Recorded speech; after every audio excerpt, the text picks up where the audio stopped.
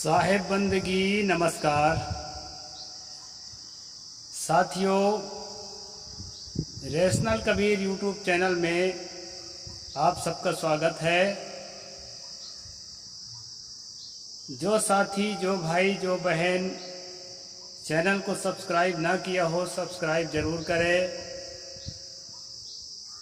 Bell icon को press करें, all notification on करें और जो है लाइक और कमेंट ज़रूर करें। साथियों, जैसा कि आपको मालूम है, इस चैनल का उद्देश्य किसी भी जाति, धर्म, संप्रदाय या व्यक्ति विशेष को आहत पहुंचाना नहीं है। इस चैनल का उद्देश्य है सत्य को सामने रखना, तर्कशीलता को विकसित करना और वैज्ञानिक सोच को समाज में स्थापित करना। साथियों, थंबनेल से आप समझ गए होंगे कि आज का विषय क्या है। दरअसल आज से करीब 2 साल पहले मैंने घोषणा किया सोशल मीडिया के माध्यम से कि मैं एक्स हिंदू हो गया। हिंदू धर्म को अपना धर्म मैं नहीं स्वीकार करता। तो बहुत से कबीरपंथी साथी, खासकर पारक सिद्धांत के, अपने अपने व्हाट्सएप ग्रुप से मुझे निकाल दी। और साथियों, कुछ लोगों ने ट्रोल भी किया फेसबुक के माध्यम से। यूट्यूब में तो ज़्यादा फॉलोअर्स मेरे नहीं हैं और हैं भी, बढ़ते जा रहे हैं। तो यूट्यूब में तो बहुत ज़्यादा कमेंट नहीं आए, लेकिन फेसबुक के माध्यम से खूब लोगों ने ट्रोल किया। साथियों, इसी की सच्चाई लेकर के मैं आप लोगों के सामने आया हूँ। एक छोटी सी किताब है, हिंदू कौन। इसके कुछ अंशों को मैं आपके सामने रखूँगा। दोस्तों, इसका लेखक जो है कोई मामूली आदमी नहीं है।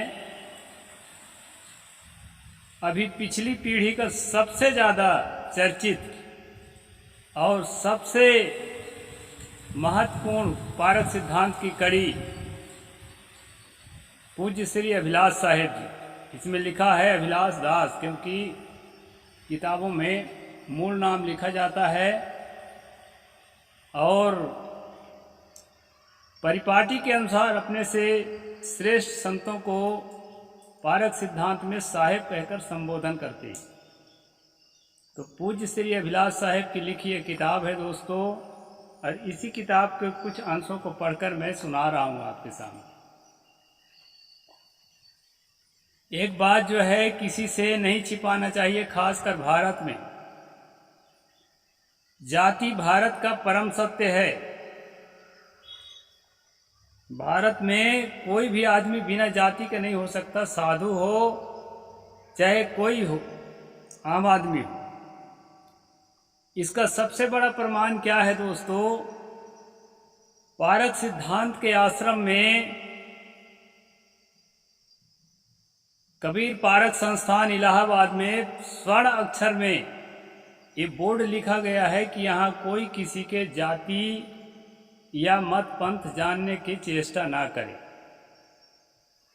लेकिन साथियों, अपनी जाति तो कोई प्रकाशन नहीं करता पारक सिद्धांत के अंदर, लेकिन अपने अलावा सबके जाति का प्रकाशन करते हैं।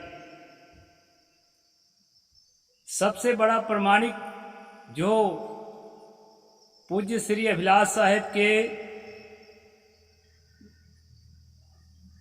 संसार के महापुरुष नाम की किताब और कबीर दर्शन नाम की किताब, इन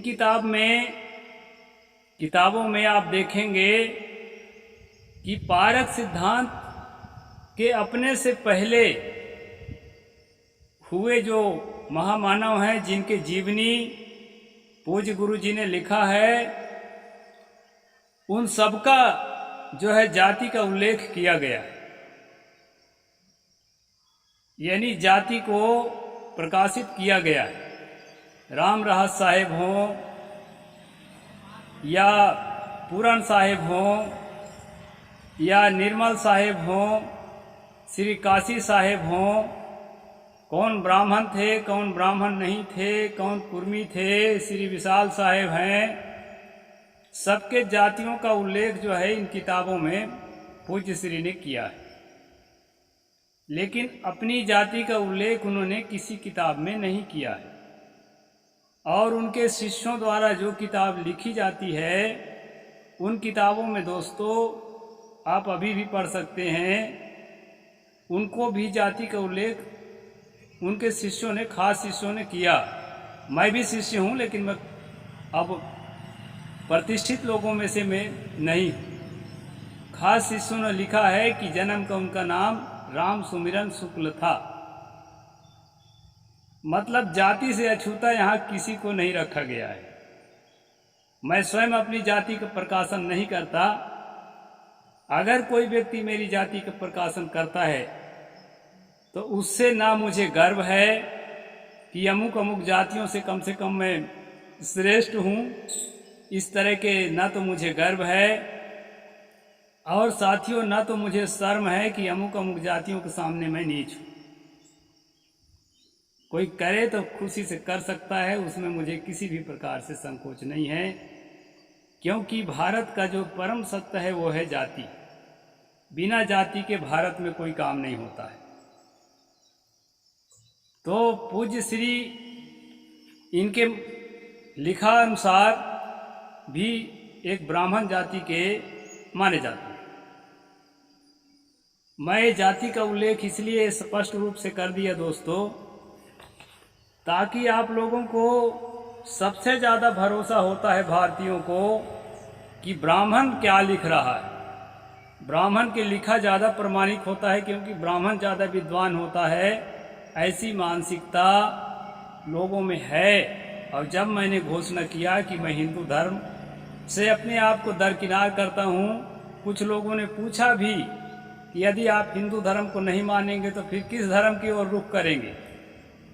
तो मैंने साफ शब्दों में जवाब दिया था कि एक दलदल से निकलकर दूसरे दलदल में गिर पड़ना समझदार का काम नहीं है। सारी धार्मिक कम्युनिटियां जो है मैल से लिपटी हुई हैं, इसलिए किसी भी धार्मिक कम्युनिटी की हिस्सा बनना मैं अपने लिए उचित नहीं समझता। साथियों, आज जो है जो भी अपने आप को कट्टर हिंदू मानता है वो जय श्री राम का नारा जरूर लगाता है, और ब्राह्मण को सर्वश्रेष्ठ जरूर मानता है, क्योंकि जिनको हिंदू धर्म की किताबें कही जाती है, ऐसी एक भी किताब नहीं मुझे मिली जिसमें हिंदू धर्म में ब्राह्मण को सर्वश्रेष्ठ न कहा गया हो। कई किताबों में राम को ईश्वर नहीं कहा गया है, लेकिन उसमें भी ब्राह्मण को सर्वश्रेष्ठ जरूर कहा गया है। कई किताबों में राम को ईश्वर कहा गया है, कई किताबों में नहीं कहा गया। कई किताबों में कृष्ण को ईश्वर नहीं कहा गया, कई किताबों में शिव को भी ईश्वर नहीं कहा गया। तो अलग अलग किताबों की अलग अलग राय है, लेकिन दोस्तों सब किताबों की एक राय है कि ब्राह्मण विद्वान होता है, ब्राह्मण सर्वश्रेष्ठ होता है। हिंदू धर्म की एक भी ऐसी किताब नहीं है जो इस बात को डिबंक करता हो। इसलिए मैं सबसे प्रमुख जिसको माना गया है उसी लेख के आधार पर आपको आज के प्रसंग को बताना चाहूँगा। साथियों, यदि आप मुझे राजनीतिक दृष्टि से एक्सपोज करना चाहते हो कि आखिर ये किस राजनीतिक विचारधारा से जुड़ा हुआ है, उसके लिए भी मैं खुलासा कर देता हूं कि मैं किस राजनीतिक विचारधारा से जुड़ा हुआ हूं। यदि आप कांग्रेस को अपना आइडियल मानते हैं, अपना विचारधारा मानते हैं, तो कांग्रेस का सबसे उच्च कोटि का लीडर पंडित जवाहरलाल नेहरू ने इस बात को स्वीकार किया था कि जो आर्य जाति के लोग हैं, जो बाद में ब्राह्मण कहलाए भारत में, वो मूल रूप से इंडियन नहीं है, भारतीय नहीं है, वो ईरान के किसी हिस्से से आए हैं। यदि आप भाजपा को अपना आइडियल विचारधारा मानते हैं तो भाजपा के जो कर्णधार गोलवारकर जी हैं, सावरकर जी हैं, तिलक जी हैं, बाल गंगाधर तिलक, इन सभी ने अपनी किताबों में इस बात को मेंशन किया है कि जो आर्य जाति के लोग हैं मूल रूप से भारतीय नहीं है, और वही आर्य जाति के लोग बाद में अपने आप को हिंदू कहा। आर्य समाज के संस्थापक आचार्य महर्षि दयानंद सरस्वती, उन्होंने तो हिंदू शब्द को कहा कि ये गाली शब्द है, इसको हम नहीं स्वीकार करेंगे, हम आर्य हैं, हम आर्य शब्द को स्वीकार करेंगे। इस तरह से जो है उन्होंने अपने आप को हिंदू नहीं माना बल्कि आर्य माना, और वही आर्य जो कि विदेशों से आकर के भारत में बसा, ऐसे सभी विद्वानों को मत है। साथियों,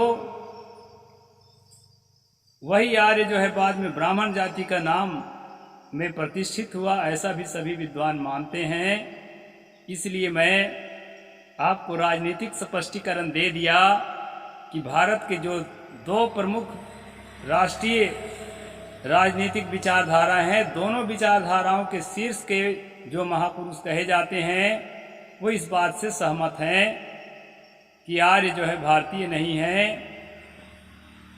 और आज जो है सबसे बड़ा प्रमाण सन 2001 में जो डीएनए परीक्षण हुआ था, वह भी इस बात को साबित किया कि आर्य मूलतः भारतीय नहीं थे। तो साथियों, आज का जो प्रसंग है, हिंदू कौन?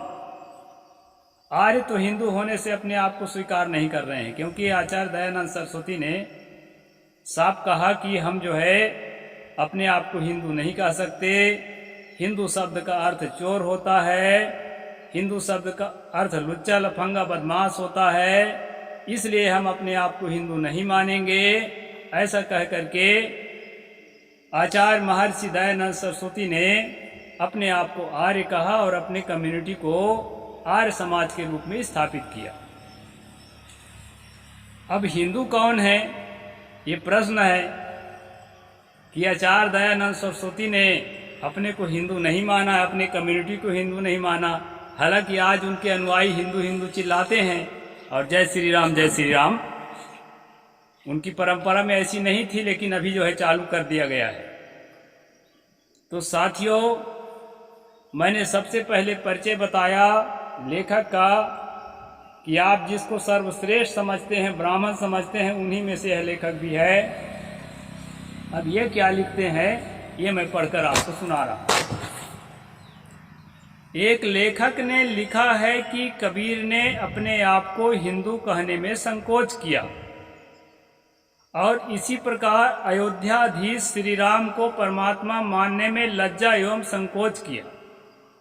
ये पूज्य अभिलाष साहेब लिख रहे हैं दोस्तों, देख लीजिए कि सदगुरु कबीर साहेब ने अपने आप को हिंदू कहने में और श्री राम को परमात्मा कहने में संकोच किया, ऐसा किसी लेखक ने लिखा है, उसको उद्धृत करके बताया जा रहा है। यह सब इस लहजे में लिखा गया कि कबीर ने ऐसा करके ठीक नहीं किया। जैसा कि अभी मैं सच्चा कबीर अनुयायी होने के कारण ऐसा किया कि अपने आप को हिंदू मानने से इनकार कर दिया। और अधिकतम जो अध्ययनशील हैं, जो भी कबीरपंथी, वो भी इस बात से सहमत ही हैं। परंतु कहना पड़ेगा कि इस बात को लिखते समय लेखक की बुद्धि दयनीय थी। हम इस पर विचार कर लें। अब जो है यह लेखक, इस किताब का लेखक इस विषय पर विचार कर रहे हैं। व्यास जो 18 पुराण के रचयिता माने जाते हैं, वेदों के संवादक माने जाते हैं। वशिष्ठ जो राम के गुरु माने जाते हैं। कपिल जो सांख्य शास्त्र के रचयिता माने जाते हैं। कणाद जो वैशेषिक शास्त्र के रचयिता माने जाते हैं। बहुत बड़े वैज्ञानिक टाइप के इनको वर्णन किया जाता है। और याज्ञवल्क्य, आप रामचरितमानस में याज्ञवल्क्य जनक संवाद पढ़ते होंगे। तो ये कितने लोगों का नाम गिना है दोस्तों? व्यास, वशिष्ठ, कपिल, कणाद, याज्ञवल्क्य आदि किसी भी वैदिक और औपनिषदिक का मतलब है जो उपनिषदों के रचना करने वाले थे और जो वेदों के रचना करने वाले थे।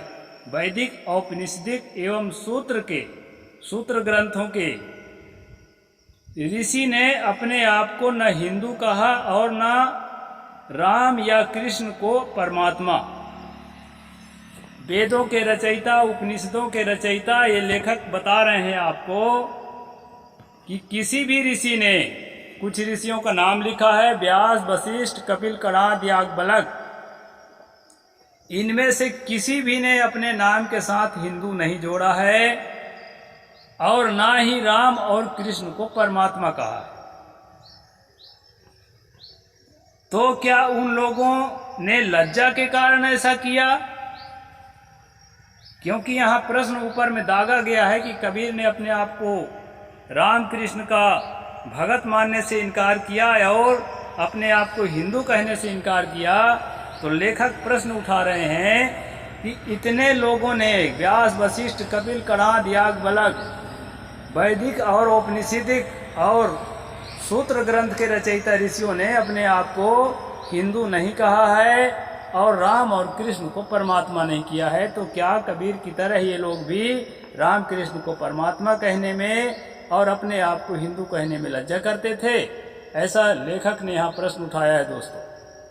वेद, ब्राह्मण, आरण्यक, उपनिषद, सूत्र, धर्म सूत्र, ग्रह सूत्र, स्मृति, शास्त्र, महाकाव्य, ये किताबों का नाम है प्राचीन काल की हिंदू किताबों का। ब्राह्मण ग्रंथ, आरण्यक ग्रंथ, उपनिषद ग्रंथ, स्रोत सूत्र, धर्म सूत्र, ग्रह सूत्र, स्मृति, जैसे मैं मनुस्मृति पर स्ट्रीम करता हूं, इस प्रकार के सैकड़ों स्मृतियां हैं दोस्तों। तो इसमें कहा है, और शास्त्र, 6 शास्त्र, अभी जो कणाद, कपिल इत्यादि गिन रहा था, इस प्रकार के 6 शास्त्र हैं। तो ये शास्त्र और महाकाव्य, रामायण महाभारत को महाकाव्य कहा जाता है। कहीं भी तो हिंदू शब्द का प्रयोग नहीं हुआ है। लेखक यहाँ लिखते हैं, ये भी प्रमाणिक लेखक हैं, कि इन ग्रंथों में कहीं भी हिंदू शब्द का प्रयोग नहीं हुआ है और ना इन ग्रंथों में कहीं राम या कृष्ण को परमात्मा माना गया है। अच्छा, महाकाव्यों में और पुराणों में आपको याद दिला दूं, राम को, कृष्ण को परमात्मा माना गया है। लेकिन जिन किताबों को यहाँ लिखा गया है, वेद ग्रंथ, ब्राह्मण ग्रंथ, आरण्यक ग्रंथ, उपनिषद ग्रंथ, स्रोत, धर्म सूत्र, ग्रह सूत्र और स्मृतियों में भी न मनुस्मृति, न पराशर स्मृति, न व्यास स्मृति, किसी भी स्मृति में राम को ईश्वर नहीं माना गया है। यदि राम ईश्वर थे, कृष्ण ईश्वर थे, तो थोड़ा भी एक आध लाइन तो लिखना चाहिए था ना इन लोगों को। इन लोगों ने नहीं लिखा है। अब क्यों नहीं लिखा है उसके विषय में वही जानेंगे। आगे कहते हैं दोस्तों, हाँ, महाभारत में पीछे से श्री कृष्ण को परमात्मा मान लिया गया तथा वाल्मीकि रामायण में भी पीछे से श्री राम आदि चारों भाइयों को विष्णु का अंश अवतार माना गया, बाद में प्रक्षिप्त करके माना गया, ऐसा यहाँ लेखक का कहना है। हम हिंदू शब्द पर विचार कर लें। हिंदू शब्द भारतीय भाषा का नहीं है। लेखक लिख रहे हैं, हिंदू शब्द भारतीय भाषा का नहीं है, चाहे वह संस्कृत हो या पाली या प्राकृत आदि। पाली, प्राकृत प्राचीन भाषा हैं और उसी भाषाओं से छन करके संस्कृत भाषा बाद में निकली। अब कुछ लोगों का कहना है कि संस्कृत भाषा बिगड़ करके और पाली प्राकृत बनी। तो ये जो है दोस्तों बिगड़ करके बनने वाली बात नहीं है। सच्चाई ये है कि पाली प्राकृत भाषा भारत की मूल भाषा है और उससे जो है छन करके उसको संशोधित करके संस्कृत करके, नामे संस्कृत है, संस्कृत भाषा बनाया गया। तो ये तीनों भाषाओं के जो किताब हैं उसमें हिंदू शब्द नहीं है, ये बात लेखक ने लिखा है।